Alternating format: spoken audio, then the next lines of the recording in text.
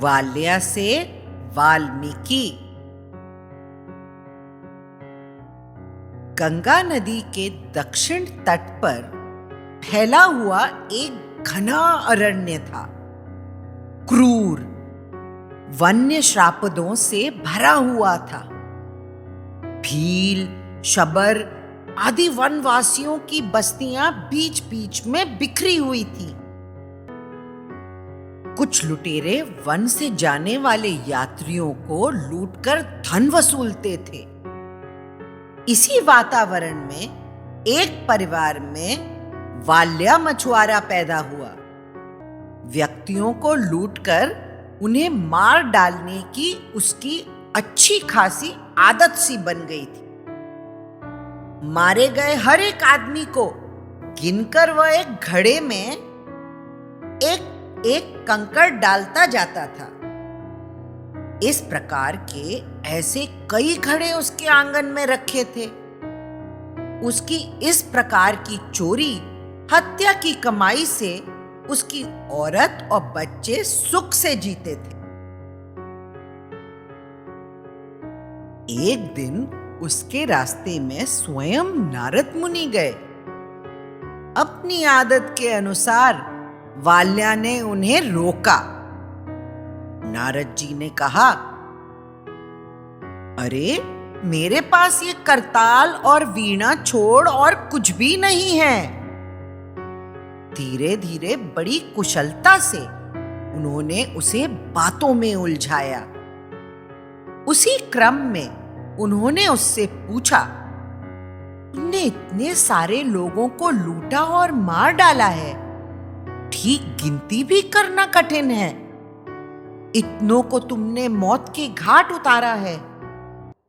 इतने सारे पाप का बोझ तुमने अपने सर पर उठाया, आखिर क्यों?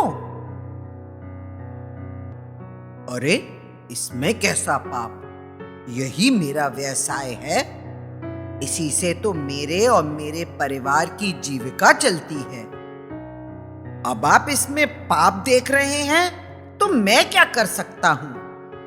मैं जिन्हें पाल पोस रहा हूं, मेरी पत्नी और बच्चे, वे भी इस पाप में मेरे भागीदार हैं।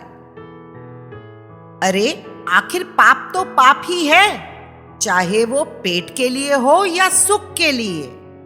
उस पाप से छुटकारा नहीं है। जिन स्त्री और बच्चों के लिए तुमने ये पाप का बोझ उठाया है, क्या वे उसमें भागी बनना स्वीकार करेंगे? अवश्य बनेंगे। क्यों नहीं बनेंगे? आखिर मैं इतना सब कुछ उनके सुखों के लिए ही तो कर रहा हूं। इसकी जानकारी उन्हें कैसे नहीं होगी? सुख में और पुण्य में, यश कीर्ति में तथा उन्नति में अपना हिस्सा मांगने वाले कितने ही सारे लोग होते हैं। पाप में कोई भागीदार नहीं बनता। अभी घर जाओ। मैं तुम्हारी राह देखते यहीं बैठता हूं। जाकर अपनी पत्नी और बच्चों से पूछ कर आओ कि तुम्हारे इस पाप में तुम्हारा साथ देने के लिए तैयार हैं या नहीं। वाल्या कांप उठा। वह दौड़ते हुए घर लौटा, सभी को पास बुलाया, सारी घटना सुनाई और मेरे पाप में हिस्सा उठाने के लिए कौन तैयार है, यह पूछा। उसका भ्रम दूर हुआ। सभी कहने लगे, हमें खिलाना पिलाना तो आपका कर्तव्य ही है। आप पैसा लाते हैं, वह पाप का हो या पुण्य का, इससे हमारा क्या संबंध? सभी को पीछे हटता देखकर वाल्या भयभीत और निराश हुआ। अब क्या किया जाए? यह उस चोटी वाले से ही पूछना ठीक होगा। यह सोचकर वह नारद मुनि के पास लौट आया। नारायण नारायण, कौन कितना भाग उठाने के लिए तैयार है, यह पूछकर आए हो न तुम? महाराज, आप बड़े ज्ञानी हैं। आपका कहना सही निकला। उन सभी के समक्ष मैं अकेला रह गया। महाराज, अब यहां से बाहर जाने का रास्ता कौन सा है? मैं इससे छुटकारा कैसे पा सकता हूं? वाल्या को पछतावा हुआ है यह देखकर, और वह अब इन पापों से सचमुच मुक्त होना चाहता है। उसके लिए वह बेचैन हो रहा है। इसका विश्वास होने पर नारद जी ने उसे उचित उपदेश दिया। एक आम के पेड़ के नीचे उससे आसन बनवा लिया, गंगा मैया में स्नान करके आने के लिए कहा। उस आसन पर ध्यानस्थ होकर उसे राम राम राम राम का अखंड नाम स्मरण करने के लिए कहा। वाल्या, मेरे फिर यहां लौटने तक यह जाप ऐसे ही करते रहो। तुम्हारा पाप उससे दूर होगा।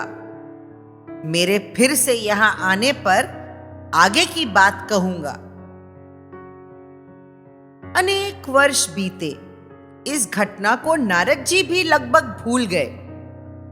किसी दिन ऐसे ही अचानक उसी मार्ग से जाते समय उन्हें धीर गंभीर स्वरों में राम राम ऐसा अखंड जप सुनाई दिया। निकट में तो कोई भी व्यक्ति दिखाई नहीं दे रहा था। खोज करने पर उन्होंने देखा एक दीमक के ढेर से यह ध्वनि आ रही है। उन्होंने हाथों से उस ढेर को हटाकर देखा तो एक अस्थि पंजर बना व्यक्ति वहां आसनस्थ अवस्था में राम नाम का जप कर रहा है। उन्हें 12 वर्षों पहले हुई घटना का स्मरण हो आया। उन्होंने वाल्या से उठने के लिए कहा। वाल्या, उठो, तुम अब सभी पापों से मुक्त हुए हो। दुनिया तुम्हें वाल्या की जगह वाल्मीकि नाम से जानेगी। तुम यहीं अपना आश्रम बनाओ, स्वयं तपस्या करते रहो और लोगों को भी सन्मार्ग दिखाओ। नारद जी के आदेश के अनुसार उसी वन में आश्रम स्थापित कर वाल्मीकि ने निवास किया। फिर एक बार नारद जी उनसे मिलने आए। तब वाल्मीकि ने पूछा, देव ऋषि, आज के युग में जीवन में हर प्रकार से आदर्श रूप हो ऐसा पुरुष क्या कहीं होगा? नारद जी ने उन्हें अयोध्या में राज्य करने वाले श्री राम नामक राजा के जीवन चरित्र का कथन किया। राम कथा वाल्मीकि के मन में स्थापित हो गई। वे निरंतर उसी पर चिंतन करने लगे। एक दिन अपने शिष्यों के साथ वे तमसा नदी में स्नान करने जा रहे थे। वहां विहार कर रहे क्रौंच पक्षियों के जोड़े में से नर को किसी व्याध ने बाण मारकर मार डाला। मादा पक्षी को आक्रोश करते हुए उन्होंने देखा। दुख और क्रोध से उनके मुख से शापवाणी फूट पड़ी। उस फूर्तता से वह शापवाणी छंदबद्ध रूप में प्रकट हुई, पर तुरंत उन्हें शाप देने पर भी खेद हुआ। इतने में उनके समक्ष स्वयं सृष्टिकर्ता ब्रह्मदेव प्रकट हुए। हे महर्षि, आपके मुख से जो छंद उच्चारित हुआ वह अनुष्टुप छंद नाम से विख्यात होगा। नारद द्वारा कथन की हुई राम कथा इसी प्रकार के छंद में स्वरबद्ध कर आप लोगों में उसका प्रसार कीजिए। ब्रह्मा के आदेश के अनुसार महर्षि वाल्मीकि ने श्रीमद् रामायण नामक महाकाव्य की रचना की। एक महान नायक का उतने ही महान तपस्वी विभूति द्वारा रचा हुआ एक काव्य में इतिहास, एक उदात्त काव्य रचना है।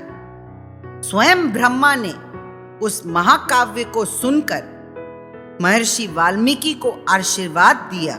जब तक सृष्टि में सूर्य चंद्र भ्रमण करते रहेंगे, जब तक पृथ्वी पर पर्वत खड़े रहेंगे, नदियां बहती रहेंगी, सागर में उफान आता रहेगा, तब तक इस संसार में श्री राम कथा प्रचलित रहेगी। कथा बोध। संस्कारहीन मनुष्य कोई भी पाप कर्म करने से झिझकता नहीं है, परंतु यदि उसे सुयोग्य व्यक्ति से उचित मार्गदर्शन मिला, अपनी भूल का सही आकलन हुआ और दुष्कृत्यों पर पछतावा हुआ, तो व्यक्ति सन्मार्ग पर आगे बढ़ सकता है। दृढ़ निश्चय, अथक परिश्रम और लगन के आधार पर उच्चतम स्थिति को प्राप्त कर सकता है। उसके द्वारा महान तथा उदात्त कार्य संपन्न होते हैं। महर्षि वाल्मीकि का जीवन शूद्र अवस्था से ऋषि रूप में परिवर्तन का एक आदर्श उदाहरण है। रामायण उदात्त है क्योंकि उसका नायक उदात्त चरित्र का है। जीवन के प्रत्येक क्षेत्र में उसने अपने आचरण से आदर्श प्रस्तुत किया है। उसी तरह उसका रचयिता भी उदात्त चरित्र का है, परिवर्तन का आदर्श है। जो गुण रामायण में प्रकट हुए हैं, वे आज हजारों वर्षों पश्चात भी मानवीय जीवन के आदर्श हैं। वैज्ञानिक और उन्नत यांत्रिक प्रगति चाहे कितनी भी क्यों न हुई हो, मानव अंततः मानव ही है। उसकी भावनाएं क्रोध, लोभ, हर्ष, खेद, आशा, आकांक्षा, वासना, वृत्ति, प्रवृत्तियां, ये सभी जैसे उस काल में थी, वैसी ही आज भी हैं। उतनी ही तीव्र, उतनी ही उत्कट। इसलिए मानव सृजन के बारे में चिंतन करने वालों को रामायण पर विचार करना अनिवार्य ही है। भारतीय मन उससे दूर हट ही नहीं सकता। इसलिए यदि जीवन में से विभिन्न संबंधों में पिता, पुत्र, भाई, शिष्य, गुरु, राजनेता, समाज कार्यकर्ता, योद्धा, न्यायदाता, किसी को भी सफल बनना है, तो श्रीमद् रामायण का और उसमें प्रकट हुए गुणों का परिचय करा लेना प्रत्येक मनुष्य के लिए अनिवार्य होगा।